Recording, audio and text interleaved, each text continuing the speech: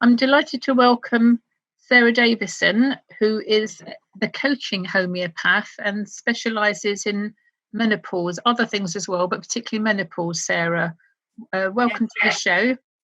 Thank you. Lovely to be here, Elaine. And why menopause? Why is that on your radar? Oh, well, going through it myself. So, like many women, I was pretty ignorant about menopause, even though I was a trained homeopath or about to be a trained homeopath by the time I hit perimenopause.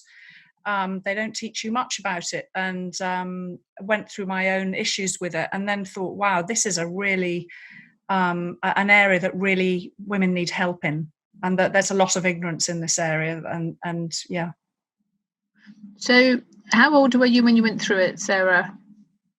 Well, the first kind of perimenopause, now I look back, because I know with hindsight, now I look back, I went through a big kind of stress, overwhelm, mini burnout around 46.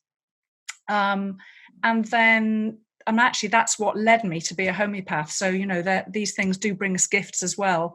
And then I don't know if your listeners will know this, but menopause, clinically speaking, is only one day in a woman's life, and that is when it's been 12 months since you've had a period. So that day for me was when I was 53, and I'm now 55. Okay, so what kind of experience did you have?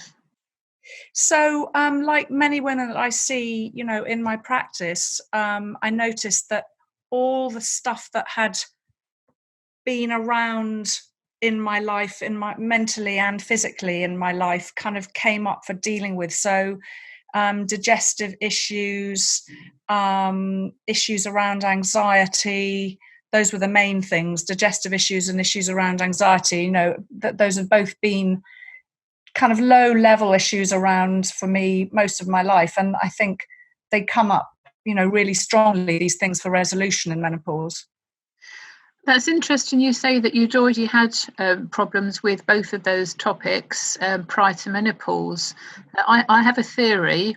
Yes. Is that if our body is in a good state before menopause, then we're unlikely to have any symptoms. And I speak from experience. I didn't have I must have had a menopause, but I didn't notice it. Yeah. I'm 62 now, and my last period was when I was 52. So I'm, well past, but and I've decided not to have any more children now. So that's not a problem. But the fact that you'd had digestive issues and anxiety, and they were heightened during your menopause, kind of adds to my theory. So if whatever your body state is beforehand will become exacerbated when you're in this hormonal change time. So if your body is in a good state beforehand, you're unlikely to have symptoms. So in other words, the worst conditions that you've already got will become worse during menopause. And do you agree with that? I completely agree. And actually, I explain it like this to my clients. I say, look, imagine that you're like a house, and over the years, various cracks have opened up in your walls, and you've papered them over, and they might have opened again, a few years later, and you did another layer of wallpaper. And so it'll, you think everything's fine and good. But then when menopause comes along, or, you may see it start to happen in perimenopause, it's like the ground moves under your house, and those cracks in the wall that you've papered over the years just burst open, and you cannot paper them over any longer. You have to actually deal with them. That's a good analogy. I've got a vision in my head of that. So thank you. But it's all about explaining simply, because as you say, we're not taught, are we? We're not taught about menopause. Nobody ever speaks about it until the day, and suddenly you find, find friends having hot flushes and making a right drama out of everything. And I'm not the most empathetic person when I hear people whinging about their health. So I have to kind of zip my mouth up and stand back. But I know for some people it really is a considerable problem. Well, some people it really is a huge problem, and the ignorance. I think the ignorance is enormous, really. most people, I think, think that menopause might be about a bit of insomnia, a few hot flushes, some irritability or some, mood swings. But at last count, I've found 47 symptoms. Wow, goodness me. And that's because estrogen receptors aren't just in the reproductive system. They're in 12 other cells and tissues in the body. So joints and skin and hair and brain. And so that's why you can see, memory and cognitive issues with focus, and you can see, dry skin issues down as far as like vaginal dryness, which is a, horrible thing to have to experience that a lot of people don't want to talk about.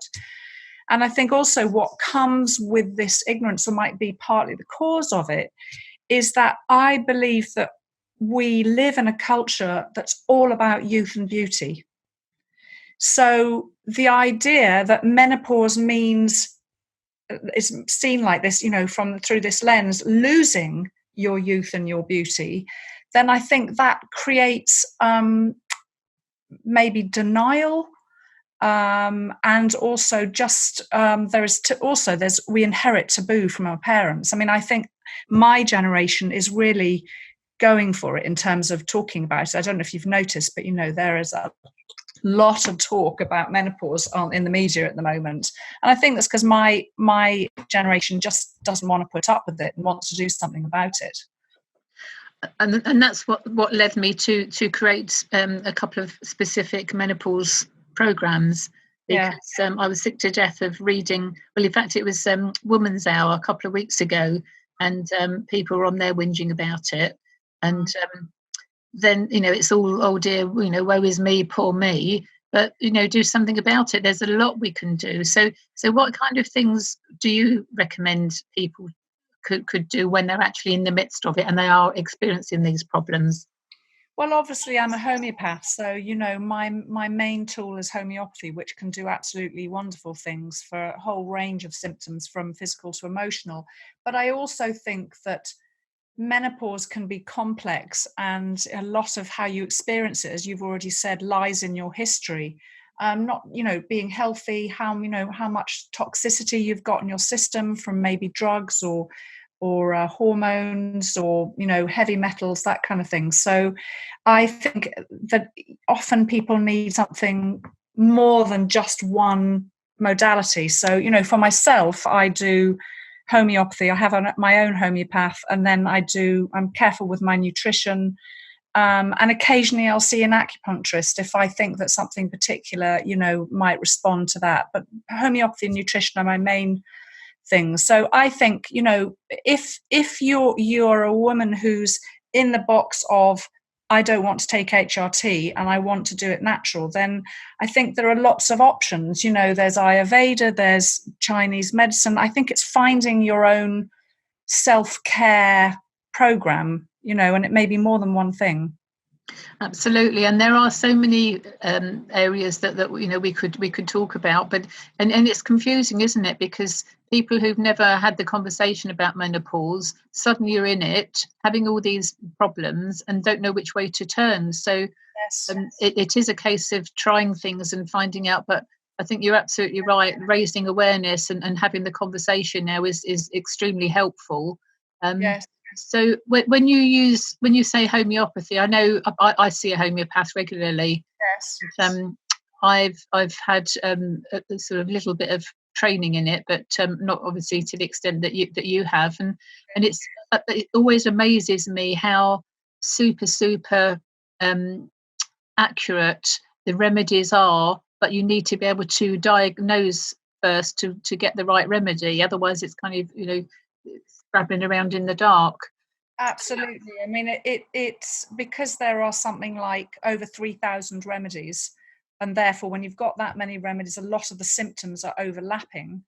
It's not like mainstream, where if you say, for hot flushes you give one thing, in fact for anything menopausal they give HRT. I don't know if there are any other alternatives, whereas with homeopathy, and I imagine it's the same for some other natural modalities, there are various different things that you could give. And because homeopathy is about finding the closest match to the symptoms of the person, not just the physical or the emotional symptoms, but also who they are as a person, both physically and emotionally, it can be tricky to find the right match. But when you do find the right match, it can be amazing. And very quick to resolve the problem. Can be very quick. I mean, I did a little bit of research into see what studies are out there, because, you know, a lot of people want evidence, and I quite understand that. So, you know, I like to keep myself abreast of what's out there in terms of research. And there was one study done with 438 women across 8 countries on homeopathic treatment for hot flushes, and 99% got a result in terms of either their hot flushes disappeared or they improved. And they did so within, the majority, their symptoms improved within 15 days. Gosh, that's really good. Yeah. So, yeah. What led you to study homeopathy, Sarah? Well, it's my third career. So I think, I mean, the most immediate cause was kind of going through perimenopausal burnout, as I mentioned earlier. And I had been in a career which was in corporates as a consultant, working with corporate innovation and creativity. And I absolutely loved that, and definitely felt like that was, you know, my life purpose. But I think I grew out of it. You know, it's that old analogy of layers of the onion. You know, I just went to a deeper layer. And I, at the time I was a part-time mum with a young child. I had a child very late at 41.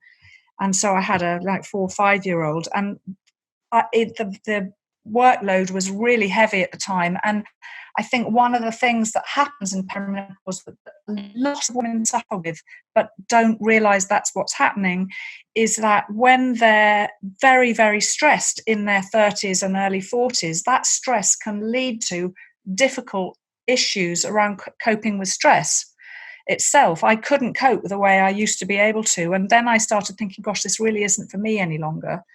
You know, what could I do? And I'd had a long history as a patient of homeopathy, and, you know, always used to go everywhere with my kit and had seen amazing results with different people and with myself and with my child.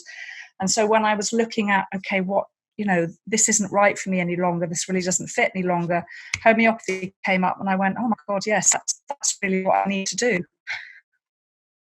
So when you mentioned the can't get my words out, perimenopausal burnout. Yes. So I'm just wondering if that actually could be the point at which in corporates there ought to be some kind of program, because when you're in your 30s and 40s, typically that's kind of your height. You're just coming up. You've just gone into senior management, middle to senior management, and the stress is piling on at the time when your body is changing.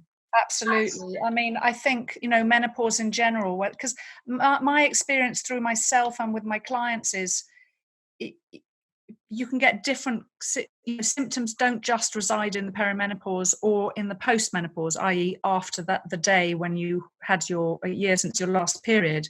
You know, I'm still getting symptoms, and it's 3 or 4 years since I had my last period. So I think that whole menopausal phase, as I call it, between, you know, say 38, 35 and kind of 60, if you're going to keep it really broad, maybe 35 and 55, is as you say, it's a time when you're going up the ladder. The stress is more, you know, you may be coping with children as well. Plus, many people are coping with aging or dying parents. So the stress is enormous. And as I'm sure you know, when the ovaries start to wind down, it is the adrenals, our stress glands, that are supposed to pick up the slack on producing some reproductive hormones. But if they're exhausted, they can't. So I think this whole syndrome in corporates is affecting women and their ability to really climb the ladder to the top, because I know a lot who just sidestep or leave because they just can't cope. And so I think corporates are losing their women leaders. Yes, there's a big push on having women in the boardroom, isn't there? Because a lot of them don't stay the course. And I've never thought before about the link with the menopause. when you hear people discussing it on the radio and the television, they're talking about, the stresses of children and the cost of childcare and all the rest of it. I don't think I've ever heard menopause as a potential reason for losing people in the workplace. But you've got me thinking now. I'm gonna have a look at that topic. That said, though, I mean, what we've been talking about all sounds very doom and gloom for anybody that's, listening and is pre-menopausal and thinking, oh God, no, what am I going to have to go through? I mean, I personally like to put a positive spin on it, because I really do think that it is, it's, well, you know what the Japanese call it? They call it the second spring. And it really is time for like an emotional rebirth. I believe that on the mental and emotional level, often we get challenged to confront those aspects of our attitudes and our behaviors that we've put up as kind of survival mechanisms from childhood or early life. And we get challenged to confront those and actually come back to our true self. And actually, when I have done a little bit of qualitative research around, women going through peri and post, and then women who are done with it, like yourself. And speaking to the women who are through it, a lot of them said to me, this is the best time in my life. I feel great. I don't care what anybody thinks. I feel freer to be me. I'm having a great time.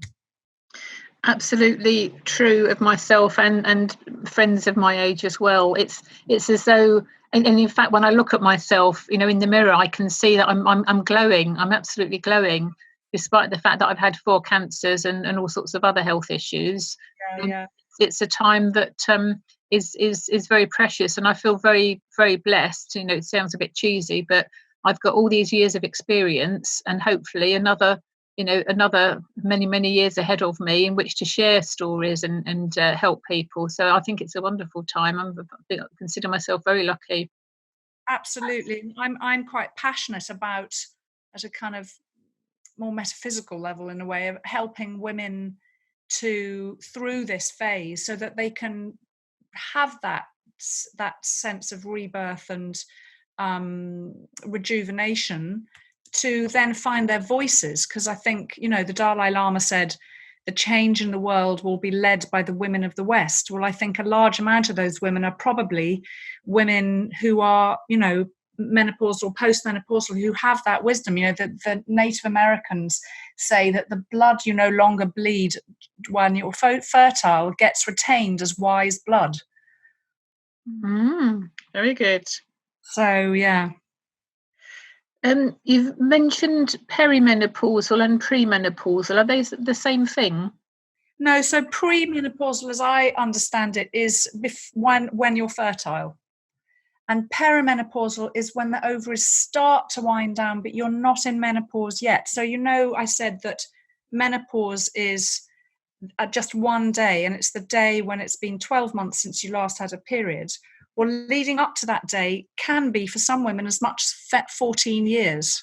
Gosh. The average is 4 years, and the average age for hitting that menopause day is 51. So, women in their late 30s need to be, and before, need to be thinking about this, because, the state of your, as you said, but, the healthier you are, the fewer menopause symptoms you're likely to get. And particularly, you need to make sure that your adrenals, which is your stress glands, and your liver are in good shape, because if there are issues there, then you're going to struggle with menopause.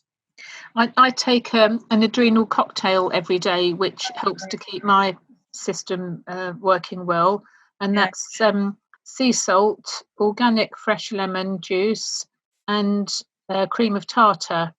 Those three mixed together is a very quick, simple, cheap adrenal cocktail, and the lemon juice helps to get the minerals from the sea salt, and the cream of tartar, what's that, potassium, into the through the liver, and keep everything running nicely. So it's actually the liver as well. Yes. Right. Yeah, the two main organs that you need to look after, as well as the gut, of course, which you always need to be looking after. Yes, yeah. So the diet is huge, isn't it? Absolutely huge. And I see on a lot of women's menopause forums and stuff, women complaining of symptoms and then mentioning, that they've been drinking a lot or they've been eating a lot of sugar. I'm thinking, oh, it's so simple. If only they knew, that sometimes you can just get rid of hot flushes by cutting the sugar and the alcohol. And yeah, drinking more quality water, sleeping better, cutting down alcohol, and a good nutritious diet and a bit of exercise. Not rocket science, any of it, is it? Yeah, exactly. And then homeopathic support or other support, whatever floats your boat. Yeah, so homeopathy can help not just at the physical level, but it can go in and help at the emotional level too, because a lot of women I notice also come up with relationship issues at this time. So, women maybe who don't have great boundaries, it really comes up back to bite them like the cracks, in the walls. And, marriages get put in jeopardy. And so, homeopathy can really help make that shift emotionally towards balance. So can you, I know the answer to this, but for the benefit of the listeners, people don't have to physically come to see you. I believe you can do consultations over Zoom or, other forms of internet connection. Yes, absolutely. So ideally, I like to see people face to face for the first session if they're within reach of me. But if they're not, then I'm very happy to treat. I usually do Zoom or FaceTime or WhatsApp. And I do have clients in Canada and Australia and America and Germany and various places whom I've never met face to face, but we managed to have a successful therapeutic relationship and then managed to get the right remedies for them. Marvellous. So how do people find you, Sarah? So they can go to my website, which is www.thrivehomeopathy.com, and on there they can just click on the button for a free 20-minute discovery session, no obligation, just so we can meet and I can hear what they need help with and tell them a little bit about homeopathy if they're not already familiar with it, and then they can decide whether or not they want to see me. Fabulous. So thrivehomeopathy.com. Marvellous. Well, thank you for sharing your insights this afternoon. I asked guests to choose 2 songs, and you've chosen 2 by Sarah Warwick. Naked and Friendship are the titles. So why did you choose those? Well, the words that the song Naked, as rude as it might sound, she's actually talking about emotional nakedness and getting back to finding out who you really are. And that for me seems to connect with what happens in this menopause journey. And friendship is, I just think, we all need support around this time, and friends are one of the most important things in life, I think. So I wanted to kind of honour that. And they're both very, very beautiful tracks. Some of my, 2 of my favourite tracks. So they're from different albums. Marvellous. Okay, those songs, hopefully I can trace them, will be coming up for you shortly. Thank you very much, Sarah Davison. All right. Thank you very much, Elaine.